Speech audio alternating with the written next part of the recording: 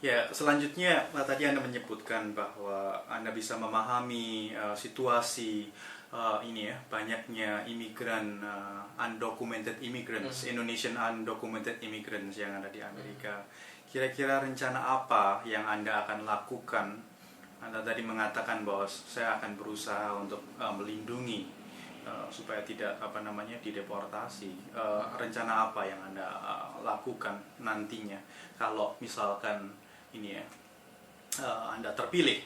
Ini saya kira ini satu suara yang ingin didengar oleh banyak pemilih Indonesia di luar negeri. Iya, jadi basically pada dasarnya mungkin ada dua hal yang akan saya lakukan.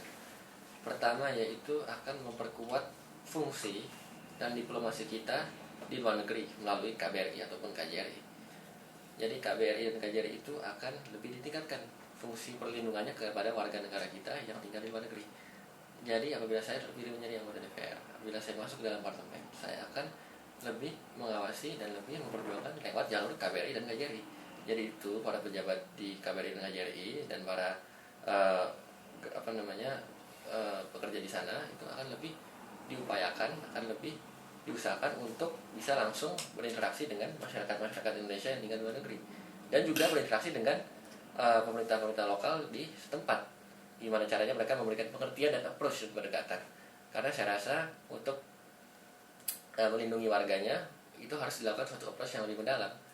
Nah, itu dari segi pemerintah lokal kita, KBRI dan KJRI. Dan kedua, mungkin saya juga akan melakukan pendekatan ke senator atau mungkin government officials di Washington DC, pemerintah di Amerika Serikat, memberikan pengertian bahwa warga negara Indonesia yang tinggal di luar negeri adalah warga negara Indonesia yang juga berusaha keras, warga negara Indonesia yang juga berprestasi.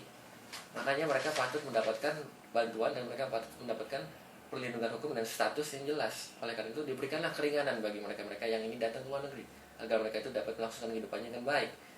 Jadi itu pada dasarnya apabila saya melakukan pendekatan itu kepada orang-orang di Washington DC atau orang-orang pemerintah di Washington DC, itu saya rasa akan lebih efektif. Karena selama ini mungkin orang-orang government itu tidak mengetahui betapa berhasilnya, betapa kerasnya usaha masyarakat Indonesia di luar negeri. Oleh karena itu perlu dilakukan pendekatan. Jadi pendekatannya itu pendekatan yang lebih intensif dan mungkin juga lebih formal, dan atau juga mungkin kita pakai jalur informal, yaitu pertemuan-pertemuan yang lebih melibatkan masyarakat Indonesia, dan kita akan bawa masyarakat Indonesia ke sana. Jadi saya rasa tercipta suatu komunikasi dan suatu pemahaman sehingga mereka bisa mengerti dan mereka bisa memberikan bantuan atau support kepada masyarakat Indonesia yang tinggal di luar negeri. Saya kira pemilu 2009 nanti pemilihan calon legislatif bakalan seru ya di Indonesia.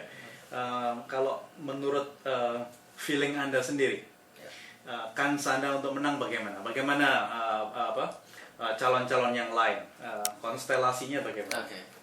Kalau menurut saya, ya semua caleg, semua calon, semua kandidat itu mempunyai kesempatan yang sama. Tetapi saya berpendapat bahwa saya yakin bisa untuk melanjutkan kiprah saya di Senayan, di parlemen. Nah, bagaimana caranya? Ya hasilnya bagaimana, ya itu kita tidak tahu sampai dengan pemilu. Tetapi kalau ditanya keyakinan, ya saya yakin. Bagaimana saya bisa meyakinkan orang lain kalau diri sendiri tidak yakin? Itu prinsip saya. Jadi dari diri sendiri saya akan yakin, dan tentunya keyakinan itu tidak cukup, tapi harus dengan berjuang, dengan mengusahakan secara maksimal mungkin. Karena itu semenjak saya tahu bahwa nama saya masuk dalam daftar caleg, saya langsung mengusahakan secara kontinu, secara konsisten, tidak berhenti. Saya melakukan pertemuan dengan masyarakat yang menjadi konstituen saya dari mulai Jakarta Pusat, Selatan, dan pemilih luar negeri. Jadi itu saya akan usahakan semaksimal mungkin dan optimis saja bahwa saya akan terpilih. Mudah-mudahan, dan itu juga tentunya dengan dukungan dari saudara-saudara sekalian, dari warga menjadi konstituen saya, karena tanpa mereka dan tanpa saudara-saudara kita itu saya bukan apa-apa, karena saya ini merupakan wakil rakyat yang memperjuangkan kepentingan rakyat. Ya, pertanyaan terakhir Bung Jerry, apa komentar Anda tentang ini ya, money politics yang biasanya terjadi sebelum pemilihan calon legislatif? Jadi saya tidak tahu apakah di Indonesia ada pembatasan ini ya, dana untuk membiayai kemenangan calon legislatif atau bagaimana. Saya kira ini pertanyaan yang banyak ditanyakan dan ada di pikiran banyak pemilih Indonesia di luar negeri. Iya, betul. Jadi untuk masalah dana, masalah pembatasan dana untuk biaya kampanye itu masih diperbincangkan, masih dibahas di KPU dan di DPR. Jadi masih dibahas, kita belum mengetahui. Tapi dia ditanya money politics. Saya rasa yang namanya politik itu butuh uang. Kita jujur saja, kita fair-fairan saja. Politik itu butuh ongkos. Tidak ada yang namanya politik itu tidak butuh ongkos. Kalau menurut saya, melakukan kegiatan apapun saja itu perlu dana. Dan itu patut dimengerti dan patut dipahami oleh seluruh masyarakat, khususnya di Indonesia. Tapi yang lebih penting lagi adalah bagaimana menggunakan dana itu secara baik dan transparan. Dana itu bagaimana diperoleh dan bagaimana sifatnya dan siapa saja yang menggunakan, siapa saja yang memberikan.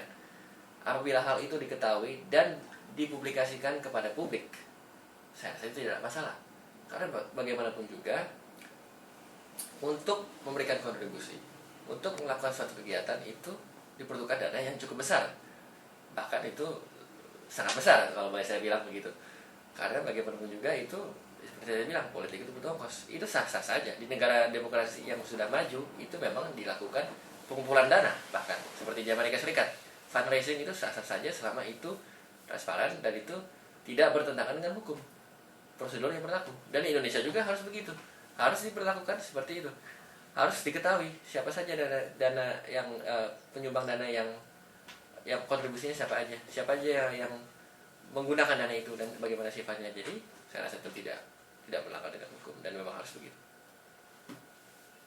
Oke, terima kasih. Terima kasih.